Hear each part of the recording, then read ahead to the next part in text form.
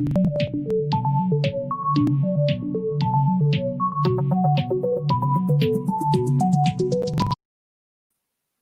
what's going on, everybody? Welcome back to the second episode of the Subjective Review Show. And of course, I had some main topics, but then something crazy decided to drop this morning. So, of course, we're going to talk about that. But about 20 minutes ago, I got a message from Zodwriter, and he wanted to be on the show. So, of course, I'm going to have him on the show. So, without further ado, Zodwriter is here. Hey, I'm here and I'm representing the four nerds. We've been making our rounds today. We've been all over all these panels. It's been incredible. I don't know if you saw the show that I did Tuesday night. I said, but no matter what, I said any live stream you're in, there's going to be at least one of the four nerds in there. Oh, absolutely. And now I got you on the show, and now we got Zebra Fett in the chat. So yeah, awesome. I disagree, but he's there. Zebra Fett is there. So shout out to Ryan, brother. Yeah, you know what? I love the four nerds. It's the greatest thing. Like we've done a couple episodes. We got another episode tomorrow, and yeah, you know, to tell you the truth, it's just been a complete joy to be involved with those guys. I mean, I've met a lot of people through the Snyder Cut movement, and I have to say that the majority of my experiences have all been positive. What about you? Oh yeah, definitely. I mean, I will say that in the very beginning it was all positive. I didn't really see much negativity, but then I saw when the division started. Yeah. But again, I tried to stay away from it. I don't try to pick sides. I see both sides where they're coming from. But at the end of the day, I just think it's unnecessary. And I know for a while, because the 40 club, whatever you want to call them, they said that the movie needed 40 million to be complete and everything. And then you had the other side saying it didn't need the money to be complete. And I was kind of on that side that the movie was already done. But you know what? You know what though? Yeah. It's funny, and not to cut you off, but that was my biggest bone of contention with the people, because I was friends with, most of those guys who were dubbed the 40 Club later on. Yeah. I was friends with them. I was friends with John Aaron Garza. I was friends with Dave the Film Junkie. I respected, Stephen Colbert. I didn't have a problem with those guys, and I'd even done some podcasts with them and stuff in the past, but they were so fixated on the whole, it's going to take this much money to complete, this much money to complete. Yeah. And if you really dig down and you look at some of the stuff, for example, there's a video out by, what do they call? What's it called? Flash FM, I think it's called. They did a video where they broke down, they took all the Snyder Cut footage and they broke it all down and showed how, what was going on during the behind the scenes, and they actually have a timestamp of Gal Gadot doing ADR on the screen, and they actually have a timestamp. Well, anybody who really knows anything about film knows that if you are doing ADR on you're doing you're doing the voice work for some scenes, you're not doing it unless those scenes are complete. Yeah. And this was I think the scene that was in that video was 2 hours and 9 minutes into the film. Yeah. And so how are they doing that work if these scenes are not complete?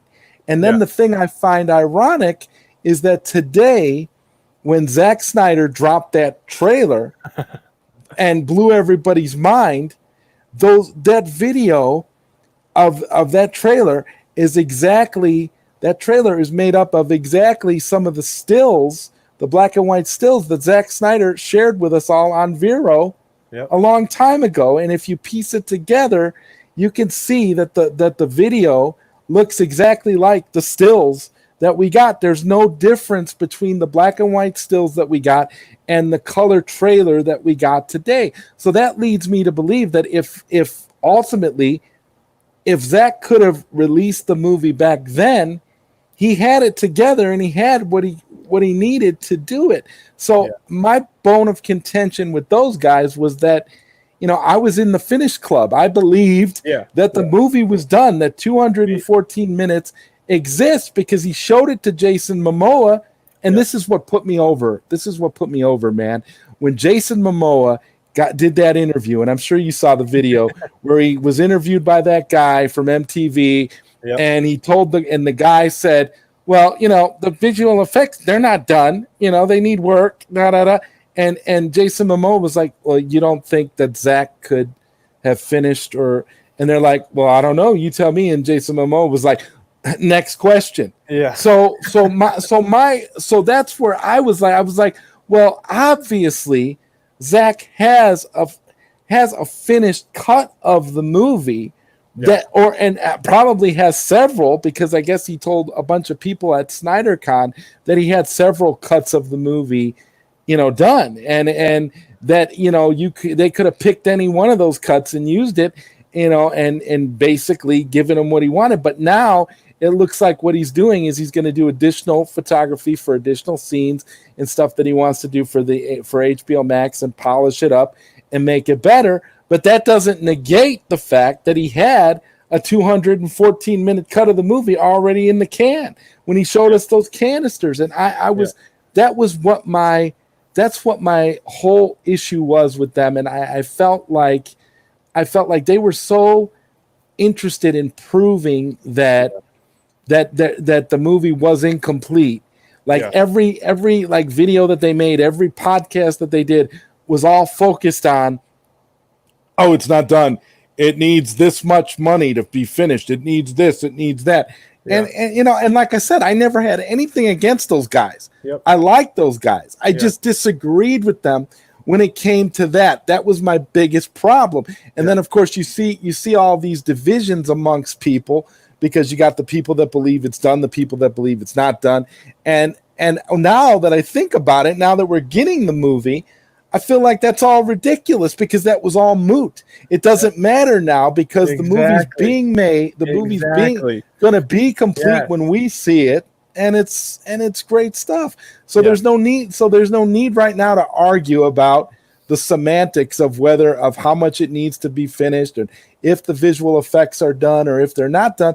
But I just find it ironic that Zack would choose a teaser trailer that basically reflects some of the black and white dark side stuff that he showed us a long time ago.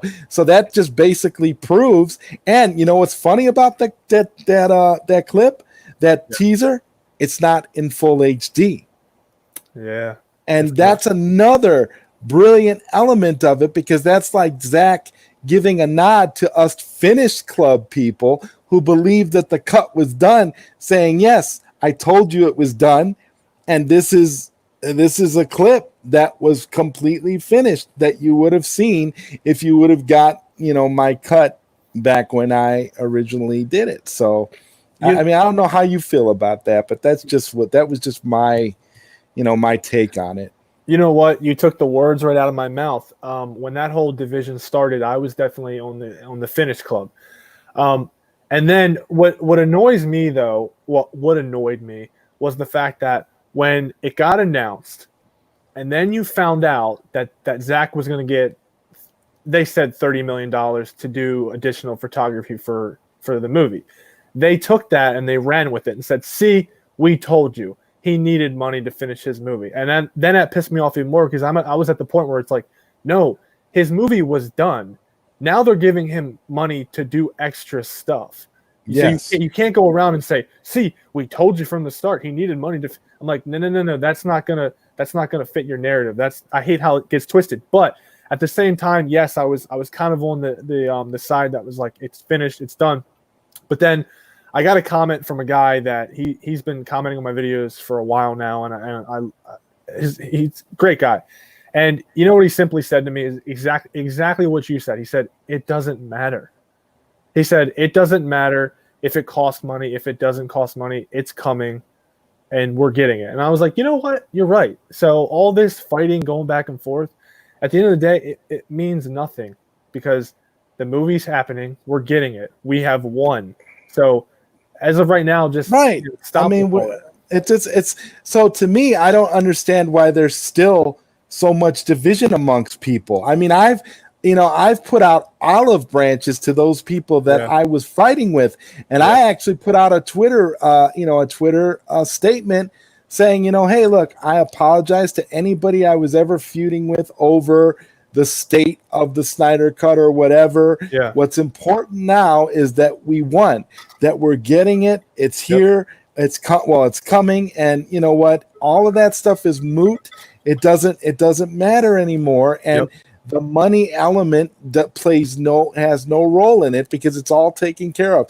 So for me, I try to just say, let's just let bygones be bygones and be friends. I don't have no ill will towards anybody because to me, it should all be positive now. Everybody should be happy just simply because we're getting the cut and it's going to be amazing. And Zack is going to make it better than what he originally had. This is what we have to look forward to. We have something where Zack is going to be able to do exactly what he wanted now. So there's not going to be. So I don't feel like this is going to be a compromised thing at all. This is going to be 100% pure, unhinged Zack Snyder at his best. It's going to be wonderful, and we should all just be over the moon about it. So, that's why I say I don't have any problems with anybody anymore as far as that, because all of my grievances have been made unimportant, and they should all feel the same way too. So I don't know what I just don't understand why there's still some division amongst the fandom. It's kind of disheartening to see, because it's like everybody should be on the same team. We're all here for Zack, and we wanted the cut, we fought for it, now we're getting it, and now we should be supporting him, and we should be fully all in on pushing this to make sure that the Snyder Cut is an absolute success, so that HBO Max has no issues continuing with the Snyderverse. Yep. Well, with that out of the way, let's get to the first topic. I don't know if you guys know this or not, but something major happened today. So I was at work, and I'm going to lunch, and I get a DM from Nicotina. And I'm like, what is this? And I click on it, and then boom, there it is. The first official video footage of Zack Snyder's Justice League, 30-second teaser. Again, I'm sure you all have seen it. And you know what? I think to the average fan, this teaser was barely anything. Now, the fact that we actually got to see Darkseid like in motion, that was amazing. That was incredible. But we've seen that picture before. So it was nothing new except it was actually footage. But I think to the Snyder Cut fans, it meant so much. It meant so much to me, because that was like vindication right there. It was watching this 30-second tease. Like I couldn't believe it. Like I had goosebumps. Like this is the movie that we've been fighting for so long. This is actual footage. This is a teaser for that. It seriously, it was an amazing day. It was great to see it. It was, again, like I said, I had goosebumps. It's like that was 30 seconds, and I was losing my mind. So to see a 4 or 5 hour movie of it's going to be absolutely insane. So with that, I just want to know what did you think about it, Zod? Oh man, I have to echo your sentiments there. I felt that it was just very, very almost therapeutic to see it the way that it is all out there. And like I was saying, I feel like it was Zack's way of winking at us, the people that believed it was finished from the get-go, saying, look, there's the footage, there it is, just like the still frames.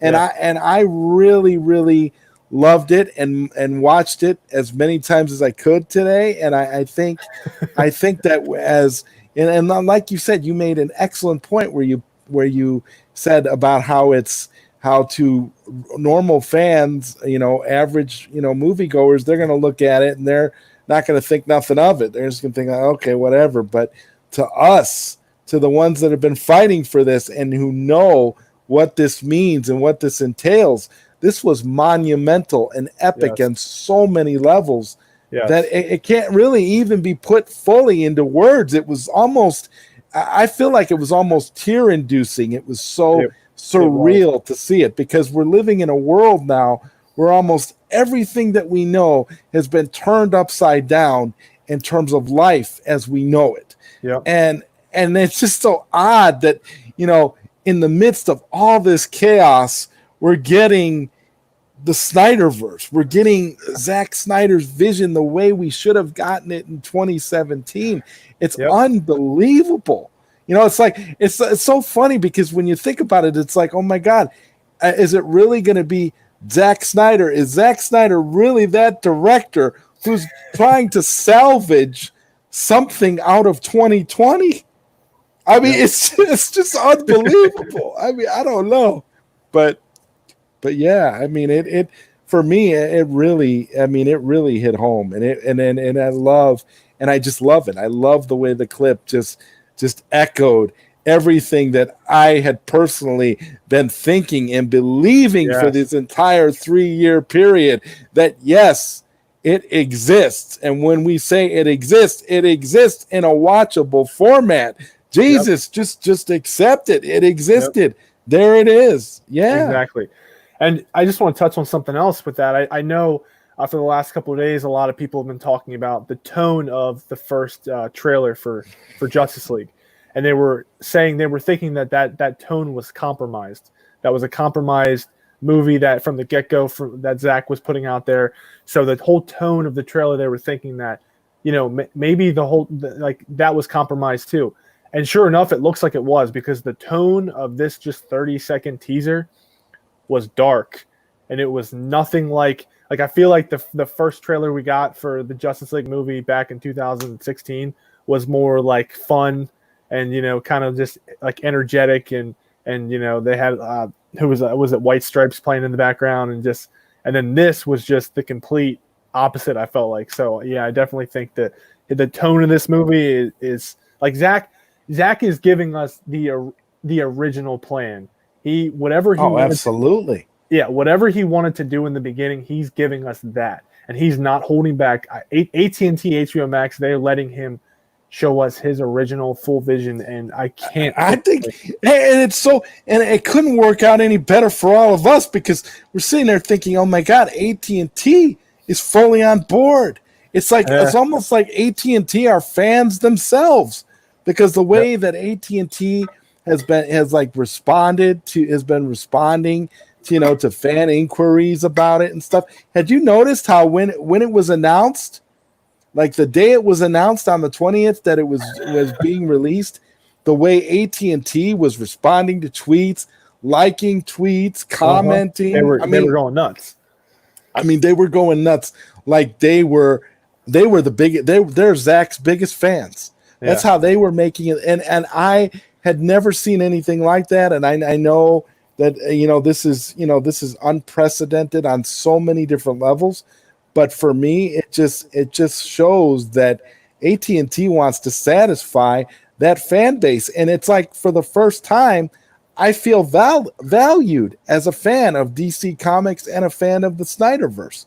I feel definitely. Like it's important what I want. Like AT&T is addressing it in a way that Warner Brothers would never even have considered. And that to me is a phenomenal revelation. We're sitting here thinking like, oh my God, AT&T just became the adult. They walked in the room and said, hey, this is how things are going to go. And that one trailer that we just saw today had more depth in it and was deep as hell, and it blew away anything that we saw out of the MCU for 10 years. Oh yeah. Just that 30-second clip had so much. Just that clip. It's just unbelievable. The music, the music, the gravitas of it. Yep. I mean, who didn't want to see Darkseid? What self-respecting DC fan does not want to see a badass live-action incarnation of Darkseid? Yep. To me, when I see people rallying against the Snyder Cut and calling Snyder Cut fans a cult and attacking us because we're fighting for something we love, what kind of a DC fan are you that you don't want to see Darkseid on film? Exactly. How do you not want a Justice League epic? How do you not want something like that? It's just so insane to me. Like, really? I mean, I agree. do you And think? I mean, I want to know, like the six fans of Justice League. I mean, really? There's actually people out there that think that Justice League was a good movie. It's a small community of people, but there's people out there that actually love the Joss Whedon version of Justice League and are actually complaining, saying, well, when Justice League, the Snyder Cut comes out, I'm just going to make the Snyder Cut a companion piece to the version that came out. No, dude, it's the other way around. The Snyder Cut is Justice League, and Justice League is an alternative universe piece of crap that looks like a Roger Corman produced parody of Justice League. That's the difference. do you want to hear something cringy? When I went, Yes. but the friends I live in Pennsylvania, and the friends that I have, they're friends of my wife's, and we every now and then my wife, every now and then we go see movies together, but they're all Marvel fans. None of them are really DC fans. They're all Marvel fans. Wow. So we go see all the comic book movies. So when we went to go see Justice League, when the movie was over, I kid you not, one of them came over to me and said, "Thank God for Joss Whedon. He saved this movie." And I said, "Oh my God." It was, yeah. I mean, listen, if you like the Justice League movie, that's fine. Go ahead. But for the DC fans, the Zack Snyder fans, that's not what we're about. And now we're going to finally see his true vision, and it's going to be fantastic. But to go off of the Dark Side teaser, I know that, again, Zach has put up that picture of the mural of Darkseid, and someone on Twitter, his name's Unity, he pointed out like there was some letters above his head, and I just wanted to go over that real quick. But first, I'm going to show the mural, just so everyone can be familiar with what I'm talking about, which is, you've probably already seen it before, but right here, and you can see the lettering. Oh yeah, yeah. And again, so let me get off of that. I never share my screen, but okay. And now we'll go to his Twitter tab. He kind of explains it a little bit. Let's go. So he says that they're Greek words over the painting, and he goes on to explain. It says I don't even know how to say that, but anyway, it comes from skotos, dark or darkness, and itis is kind or already or pleasure. Zod? Yes. Oh, there you are. Sorry, I didn't hear you. Anyway, so let's just go down. So he goes to tell me that it's crazy because whatever that word is, the Scotomitis is how the ancient Greeks would call Darkseid, and Darksedos is how the ancient Greeks would have translated the English word Darkseid into ancient Greek. So double meaning. That's why Zack Snyder's a legend. So in essence, the meaning behind the name the ancient Greeks gave to Darkseid is either dark/darkness kind, dark/darkness one, dark/darkness already, or dark/darkness pleasure. And then he also wanted to add that Midas or Midas, from I don't even know how to say that word, also means to plot or devise or to contrive or to think or to plan or to counsel. So another meaning for that word is to think or to plot or to devise darkness, which again, it just goes to show us how much, Zach puts so much details into his movies. Every little thing that he does, you go back to the painting in BVS, and the words with the mural. I mean, there's so much. There is still to this day, there is, if you watch BVS, there's still people picking that movie apart.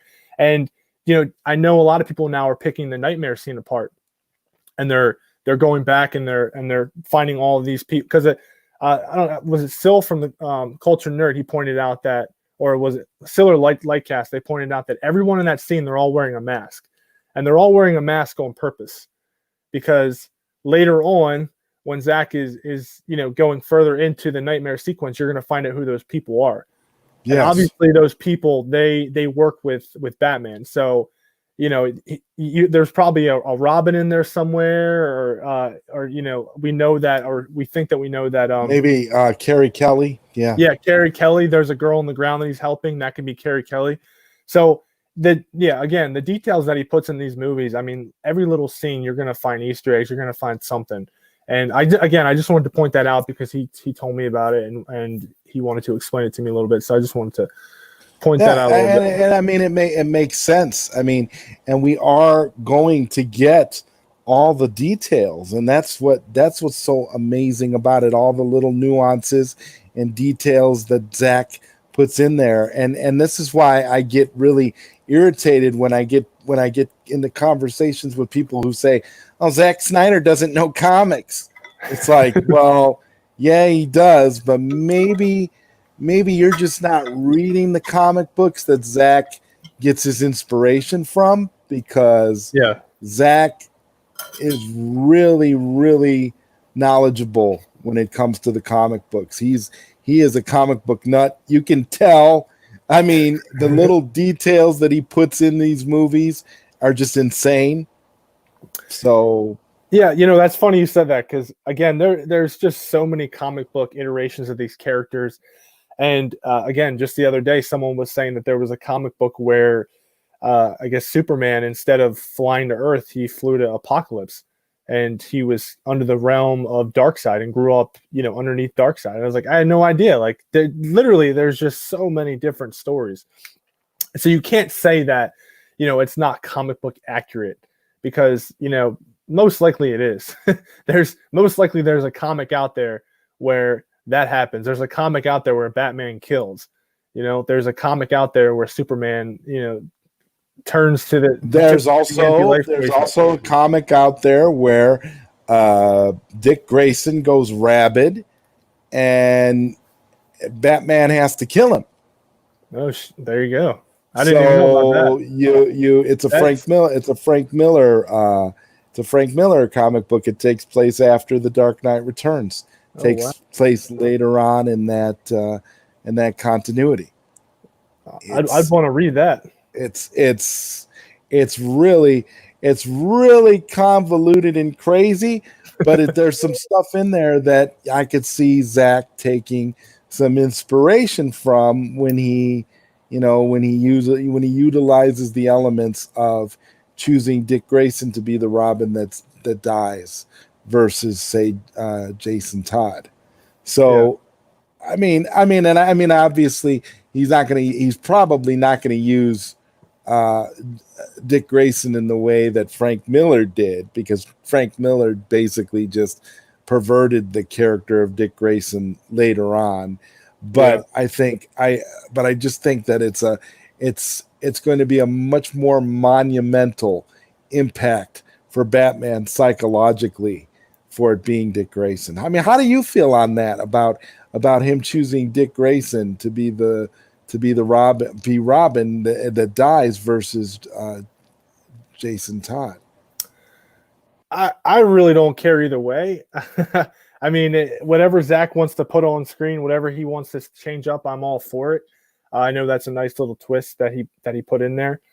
It doesn't really bother me either way, because again, when it comes to these characters and their stories and everything, I don't care if you're going to give me a different iteration of it, if you're going to switch it up a little bit, because it's kind of a curveball, because exactly. you're expecting this, but then, oh, no, I switched it up, it's this. And I appreciate that too. And it's the same thing with, I know a lot of people give Zack gripes for the way that Clark's father died in Man of Steel. Right. How he could have saved him and everything. But in the original Christopher Reeves one, he died of a heart attack. And a lot of people were, I've seen people say that, for sure that if Zack would have done the same thing, if he would have had his father die of a heart attack the same way he did in the Christopher Reeves Batman, everyone would have been throwing a bitch fest. Like, oh, he copied. So, the fact that he switched it up was a good idea. I mean, you can not agree with the way he did it, but sure, it was a good idea. There's always going to be someone who's going to disagree. That's just the way that it is ultimately.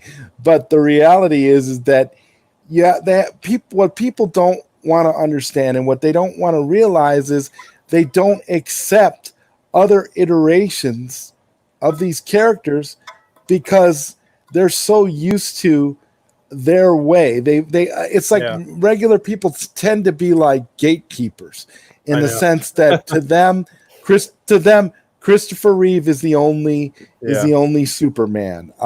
Michael Keaton is the only Batman. Linda Carter is the only Wonder Woman, and so on. So like the first version that they're introduced to, either theatrically or on television, that's how they see the character because they don't read the comic books. Us nerds, we read the comic books. We're into the books. We're into the lore. So when we see someone like Zack Snyder who actually goes even deeper in the lore than a lot of us would and says, oh my God, this guy's pulling stuff out from here. This guy's pulling stuff out from Final Crisis and Dark Knight Returns, turning around doing this from Death of Superman, and he's grabbing this from Nightfall. I mean, all these storylines that Zack is drawing all his inspiration from, it's all inspired by. It's not that he's trying to be comic book accurate. He's trying to provide us with his vision, and his vision is going to be his vision, just like Christopher Nolan is allowed to create his vision and do what he wanted. And it's so funny. You get a lot of people who complain about Zack Snyder, but praise the hell out of the Nolan Batman trilogy. I'll never understand that. How is Zack Snyder, who gave us the greatest, most comic book accurate version of Batman ever to grace the screen, such a bad filmmaker, and he doesn't understand these heroes, but Christopher Nolan completely grounded Batman in reality, took away every basically comic booky thing away from Batman, stripped the character of everything that really was Batman, and essentially made his own version of Batman, which is fine. He can do that, and it was good. It worked fine. But Nolan's movies were more like crime dramas.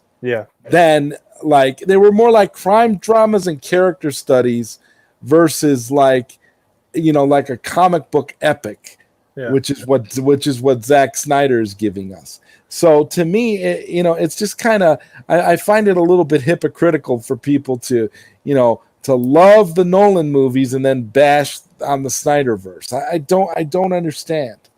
I'm happy you bring up that point about the comic books and everything, because interesting fact about me was that when I walked out of BVS, I didn't know what to think about it. Now, Zack's movies, they age very well. They age like fine wine. I say this a lot.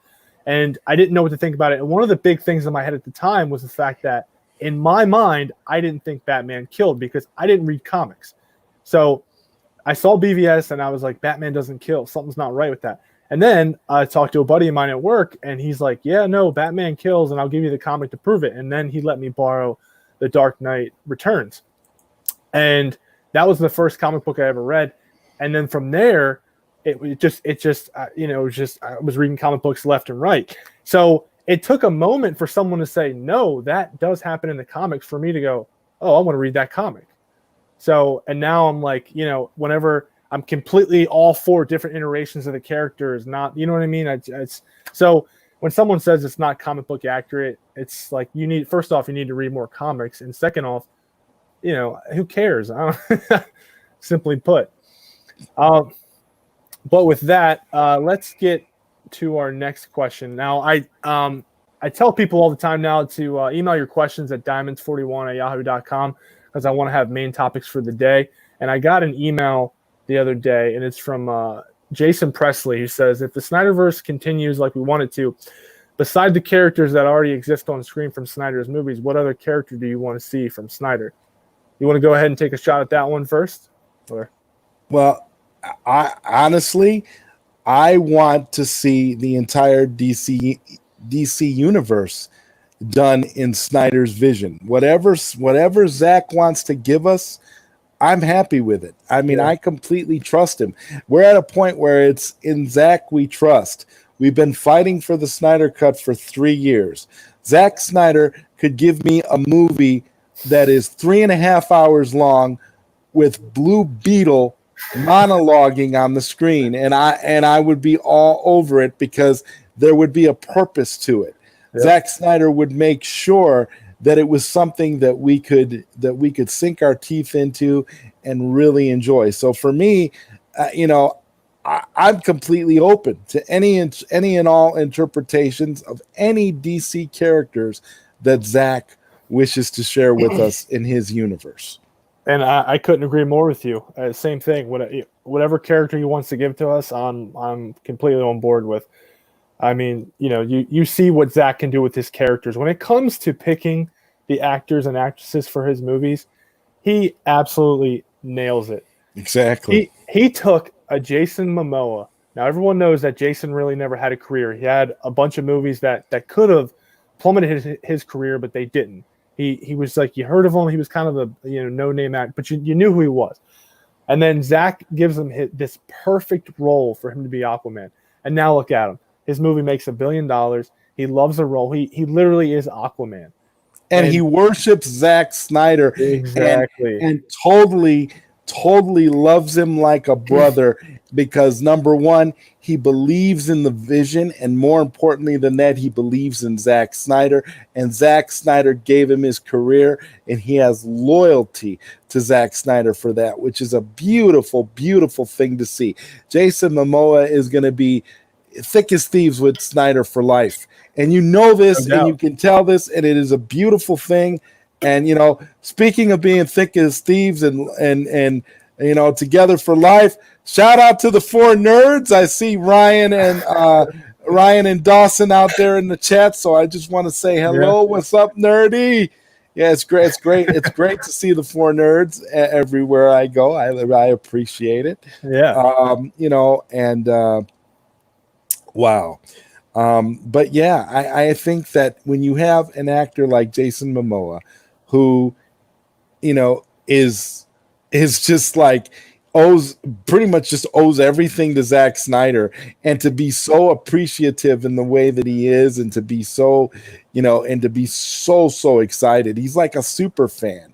He loves it, and he's just as into it as we are, and it's so beautiful to see. I couldn't be more excited. Every time Jason Momoa posts anything or does a video or says anything or opens his mouth, he talks about the Snyder Cut. So, and he was the first one to drop the teaser today. Everyone was saying that it was coming from his Instagram. Yeah, it first came from his Instagram. Yes, that's so awesome. Zack was like, "Hey, Jason, you want to release this teaser real quick?" He's like, "Oh, hell yeah, let's do it." That's awesome. All right, well, we got that question out of the way. So I want to bring up a theory that I'm hearing. Through recent days, I've been thinking that there was going to be Kryptonians in the history lesson scene, because you hear that line from Steppenwolf that was in the actual movie, I believe, right? That was in Justice League, where he says, "No Kryptonians, no lanterns." And it got me thinking, and plus I've been hearing around, like I said, that I think in that history lesson scene, I bet there's Kryptonians. So you think in the history lesson there's Kryptonians. Well, what Kryptonians would there be? And you automatically think Supergirl. So I brought this up to someone the other day, and they said, you know what my theory is? My theory is that Supergirl is under the control of Darkseid. And that just blew my mind. That's why I wanted to talk about that for a second. And I was like, you know what? It makes complete sense, because you have that pod that Zack hasn't told us who was in it in Man of Steel. Although I'm not 100% sure. I think he might have said it wasn't Supergirl, or maybe he was just trying to keep that secret. But I wanted to know, what do you think about that? Her given into the anti-life equation, and her being under Darkseid's command. How epic would that be? That would be sick. I'm sorry, I wasn't laughing at you. I was laughing at Ryan in the chat. He says, "Joseph, why you always look so comfortable?" I really am. I'm super comfortable right now, and it helps. And I guess the answer to that question is just because, being around good people makes me very, very comfortable. But to answer what you've said about your theory, I don't know if you read the Man of Steel prequel comic book I did that not. Zack Snyder wrote, but in the Man of Steel prequel comic book, Supergirl and her Kryptonian expedition team are actually on Earth. They come to Earth and they're there. They're there, but they don't know what planet they're on. They don't know anything about Earth. And Yeah. it's to make a long story short, that pod that we're talking about, you see the pod at the end of the comic, okay, and then at the end, there's a silhouette there that looks an awful lot like the silhouette of Darkseid. Oh. So it kind of gives credence to the theory Yeah. that maybe Darkseid took Supergirl and brought her back to Apocalypse, and maybe that's what she's gonna, maybe that's what the scenario is gonna be. I don't know. I don't know. I think it would fit to have Supergirl under the control of Darkseid. We've seen Supergirl in comic books. We've seen Supergirl under the control of evil characters before. Yeah. So I wouldn't be surprised if that's something that Zack Snyder has up his sleeve. But who knows? If there's a place for Supergirl, we'll definitely find out. So now, if you think about that scene where they cut off Steppenwolf's head and it rolls to Darkseid's feet, and you see the whole family, you could see Supergirl just chilling there. Oh man! Woo! Awesome. Let Zack finish that Snyder. In Zack, we trust. I don't know what he was planning. No one knows what he was planning, but God, I am completely for it. Jesus. Yes. And there's Ryan again talking about I want to stream from my bed. You can do that. There's websites that you can do that, Ryan. I don't know. I don't know if you'd be able to do the same kind of stuff we do if you did that, but all right. So I have one more thing I want to talk about. Maybe we can do some questions after that. But yeah, this is not anything Snyder Cut related, but it was my original thumbnail. But I wanted to talk about this real quick. Christopher Nolan is so his movie was supposed to come out. Tenet was supposed to come out in July, and then with the coronavirus and everything, all these movies were moving out. Like, you had Black Widow was supposed to be May, and that got moved out, of course. And then Wonder Woman got moved again, and now it's going to be in October. So it begs the question that now the Tenet movie went from early July now to late July. So then I find out that apparently Christopher Nolan will get 20% of whatever the movie makes in the movie theaters. But I think the reason I bring this up is because, first off, Christopher Nolan is one of my favorite directors of all time. And it just goes to show you how much pull this guy has. And I think it's kind of a beautiful thing. And I wish more directors would have this card that he has. But, I mean, he definitely earned it with all the movies that he's come out with in the past. Like, he literally can do whatever he wants. He has the golden ticket. And I just wanted to like know what your thoughts were on that. Christopher Nolan is looked upon like a golden goose in Hollywood. Yeah. That's why he can get away with it. I mean, the reality is, I don't think the guy has ever had a movie that underperformed. I think all of his movies have either met expectations or exceeded expectations. So in that regard, I mean, that's why they just let him do whatever the hell he wants to do. I mean, I really wish that I agree with you that I wish we had more filmmakers who were given the kind of creative freedom that Christopher Nolan is given, because I think movies would be better. And, and I mean, it's ironic because we talk about Christopher Nolan being this big golden goose in Hollywood. But here's the thing. Christopher Nolan has faith in Zack Snyder, believes in Zack Snyder's vision, was responsible for putting Zack Snyder in the driver's seat of the DCEU in the first place. Because why? Because he believed in Zack Snyder's vision for these characters and for these movies going forward, which is why they should have left Zack Snyder alone and just let Zack do what he wanted to do. Because again, this is a derivative from Nolan. Nolan is saying, okay, this is the guy. He has a vision. He's a fantastic director. He's a great storyteller. Just let him do what he wants to do. And that's why, I mean, Nolan protected him during Man of Steel. But he kind of, things kind of changed with BVS. But I think that I really feel like if Nolan would have been able to protect Zack the entire time, I don't think we'd be having this conversation right now, because I think, we would have gotten all of Snyder's vision. So Nolan, there's a reason why Nolan can do what he wants to do. But I do think that when it comes to the changing the release dates of the movies and stuff, you don't want to rush too much. If you got to move it, I think moving it is fine, because really, I mean, are movie theaters going to be at full capacity by that point in July? I don't think so. There's Definitely no theaters. I'm in Illinois, and there's no movie theaters open in my state right now.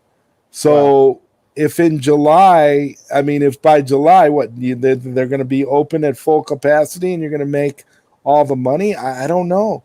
I don't know if Christopher Nolan is going to be immune to the pandemic. I think you gotta push. You're kind of pushing your limits there, and you're trying your luck with that. Yeah, I mean, he's like so strong on keeping that date. It's very interesting. You would think he would be like, okay, well, we'll just move it just to be safe. But he's just right. At the same time, I kind of like it, because like I'm hearing that he's got balls. That's what's good about it. He's got balls, and he's sticking to his guns, and he's saying, "I'm not moving nothing. It's either it's gonna live or die here. This is what it is," and you got to respect that. Oh yeah, definitely. So basically what he's saying is, okay, I'm going to get 20% of the $17 ticket price that the person who goes to the one person that goes to the movies to see this, or the 5 people that go to see it during the pandemic. I'm going to get a small percentage of that. Yeah. Okay. And his money's on the line too. And again, it's something I appreciate, is he's not like, I don't know if he's really all about the money. So he's kind of like, but he believes in this film, and I'm excited to see it.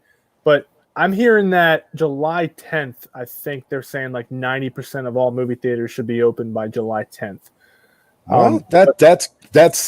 That's great if it's true, but that doesn't mean that you're going to have people that are going to be willing to jump right out and go to the movies either. You can open anything you want. That doesn't mean that people are going to go. That's the other problem. So I don't know. But I do respect him for sticking to his guns. But I think so does that mean that if within a couple weeks, if it doesn't really make a lot of money, it's just going to end up going to video? It would be funny if it bombed at the box office because of the pandemic, and then they dump it on video on demand, and it's the highest it's like the best selling video on demand of all time. Yeah, probably would. That could end up happening. I wouldn't be surprised. Well, let's just say that if the movie theaters are open and the movie comes out late July, I'll be there. Let's just say that. Oh, okay. Well, so then there you go. Christopher Nolan's got your money. Yeah, he's got my $2. All right. Well, that was all my main topics. So got about 10 minutes left here. So let's see if we got any questions. I'll probably start at the top. Let's see here. There's a lot of hellos. Hello. Joe says, what matters is we're getting the original Justice League. No doubt. Definitely. Mm-hmm. I mean, and we're not getting the compromise cut. We're getting the original. Yes. What he wanted to do. We're getting what he wanted to do from the beginning. So so there shouldn't be any complaints, at least not from, diehard Snyder fans like ourselves. Yep. What's he say again? Think about it this way, that we're getting more JL. Yeah, exactly. More Justice League will make everyone happy. Absolutely.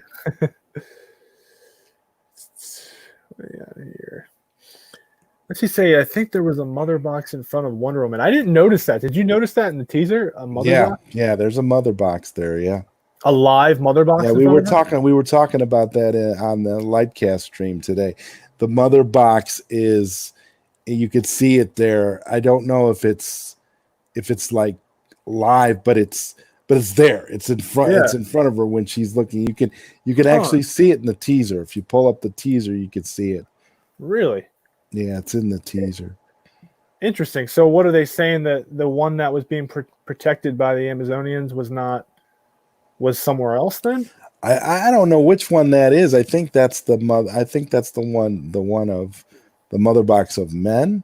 Maybe. Oh, I okay. don't know, or maybe it Huh. could be. Maybe it could be the Themyscirian one. I'm not sure, but Yeah. there was definitely a mother box in the clip.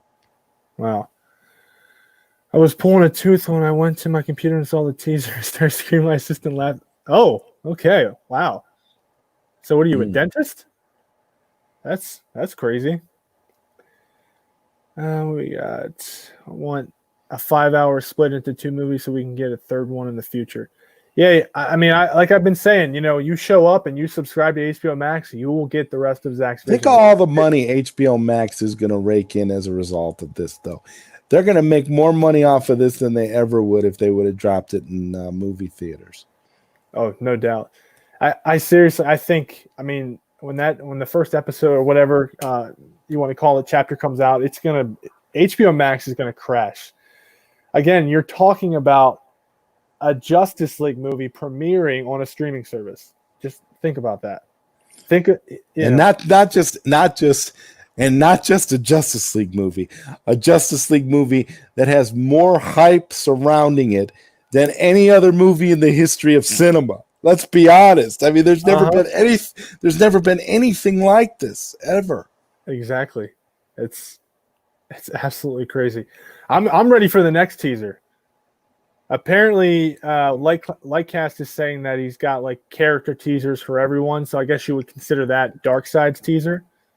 So Sure. he's got plenty of them ready to go. And now I think also is Zach put out the teaser and then he talked about the DC fandom in his caption or whatever. He said, "See you at DC fandom." So now I think that's where we're gonna get the official. We're gonna get that. Yeah. I think Justice Con is gonna be more of like a fan thing, where it's more just like a fan appreciation panel kind of a thing. And then the other one will be more like official in terms of teasers and things like that. Yeah, exactly. And I I did notice that once they had the DC fandom, once that came out, I did see that that Megan, she came out and said, one of the girls that's in control of the JC event, she came out and said that we never said that Zach was going to drop any trailers or anything. So I guess she was just trying to reiterate that, because I guess a bunch of people were thinking that at the JC event there was going to be I look at the JC thing and I never thought for a minute that there would be a trailer. I kind of just figured it would be a nice panel. It'd be nice, it's a nice little event, but at the same time, if they were to drop something, I wouldn't be surprised either, because this is Zack Snyder we're talking about, and he does things his own way. He's kind of, Yeah, exactly. I wouldn't be surprised though if he dropped a teaser for JC, because it's like maybe a clip. Maybe. Yeah, exactly. It's Comic-Con week, and I think he would drop something like you said, a clip or another teaser. I could definitely see that going down at that event. Well, wouldn't it be so funny if he just says the hell with it, just shows the movie, shows the movie at Justice Con, and just like, okay, well, here we go, streams it through Vero. Well, breaks what? The internet. If Zach knew 100% that this movie was never going to get released, I could see that movie getting leaked out somehow. I could see him leaking it out or giving it to someone to leak it out. You know what he would, and I thought it was so funny when he mentioned during the Man of Steel live stream where he was talking about how he left it on a thumb drive in a bathroom somewhere, and I couldn't stop cracking up about that because I thought, see, the man himself had been thinking about ways to leak the thing eventually. And here's the thing. Here's the other thing that gets me. You can't leak. So you're not going to leak something that's incomplete, that nobody's going to be able to watch. You're going to have some sort of a completed movie to be able to leak for people to watch it and take it seriously, right? So that's another reason why it's like, well, he must have had a completed cut if he was talking about leaking it in some way. Because Zack is a perfectionist. He's not going to just leak something that's, completely unwatchable, right? With green screen and storyboards and okay. Could you imagine though, a person walking into a bathroom, whatever, and they see a random thumb drive just sitting there, and they're like, "I'm gonna." It just has the JL initials on it, and you're so afraid to see what's on this thumb drive, and you pop it in, and it's Zack's Justice League, and you're just like, "What?" and then the next thing you know, you're trying to decide what is the best course of action. Do you leak it to a torrent site, or do you figure out how to get it on eBay and how much money you can make off of it? I mean, these are, this is the kind of, it's like, well, what do we do with this? And you figure if it's somebody who's computer savvy, it's definitely going to get uploaded to a torrent site, and by the following night, everybody will have a copy of Zack Snyder's Justice League. But thankfully, we're all lucky, and we're living in a time where HBO Max is giving us what we want and is appreciating Zack Snyder for the awesome visionary that he is. It's happening, man. It's happening. And El Capide Siem says, I still have never seen the Nolan Batman trilogy. Wow. Well, if you're a Batman fan, I think you're really missing out because The Dark Knight is my favorite movie of all time. So if you haven't seen them, I think you should definitely check them out. I would love to know your reason why you haven't seen them, though. But, okay, what else we got here? Oh, we got the super chat from Q. Awesome. For Dark Side. Good night, gentlemen. Hey, man, thanks a lot. Good night. Thanks a lot for showing up. Thanks a lot for the super chat. Love to have you around. And, hey, I see that you were pulling teeth when the teaser came out. So, congratulations. That is awesome. Yeah, that's a hell of a story. And you have a good night, my friend. Let's see. We've got a couple more before we close it out here. What do you think about the future of Zack and DC Tyler? I think the future for Zack is very bright. As long as he wants to continue, which I feel like he does because he has control of DC characters. Why wouldn't you want to continue with this? And again, as long as we show up and we subscribe and we give HBO Max the money, and Zack wants to do it, I think the future is real bright for Zack, and we're going to be very, very happy. What do you think about that, Zach? Oh, I completely agree. I said specifically on Twitter, as soon as they made the announcement, I said, when I signed up for HBO Max right then, and I was like, you got me. I'm a lifelong subscriber. I'll subscribe to you guys no matter what you do now, just because you are giving us what we want and you are allowing Zack to complete his vision. That's worth it. That'll be worth it for whatever. That's worth the investment. Damn right. All right, so the last question is from the Movie Raider. He says, what % of Zack Snyder's Justice League do you all believe is finished and releasable? I said this, me and Za were talking about this earlier. I seem to think that Zack's movie was like pretty much complete. The 214 minutes was complete. And now he's doing additional photography. So now if you want to talk about the 4 or 5 hour movie that he's going to release for HBO Max, then yeah, I probably think I'll say I think 95% of it's done. What about you? Oh yeah, definitely. I think what he's doing now is just what people don't realize. What he's doing now is just stuff that he wants to do, just additional stuff that he never got to do when he was there. It doesn't mean that he didn't get to. And plus, we also have to remember whatever he was working on before he left, he had to compromise too. Here, Yeah. he's not. It doesn't look like he's compromising. It looks like what he's giving us here is what he originally wanted to give us. So we're getting his unadulterated vision, and that's good. That's better for everybody. Exactly. And what is the movie rater saying? Tyler is a pretty badass name. Did it get you girls in high school? I bet it did, more than me. Anyone, fingers crossed for senior year. Well, I wish you the best of luck. No, it did not get me a lot of girls in high school. I didn't have my first girlfriend until I was going into my senior year. So no. But anyway, thanks for looking out. One more thing. Let's see what Joe says. HBO Max must go global. You know what? I've been trying to stress this to my international friends for a while now. There's going to be a way that you can watch this. There's going to be. There is. It's called there already is. It's called a VPN. Yes, there is the VPN. But I just wanted to. HBO. I think YouTube has a deal with HBO Max for international subscribers, I believe. Yeah. But I also was reading that HBO Max is planning to go global.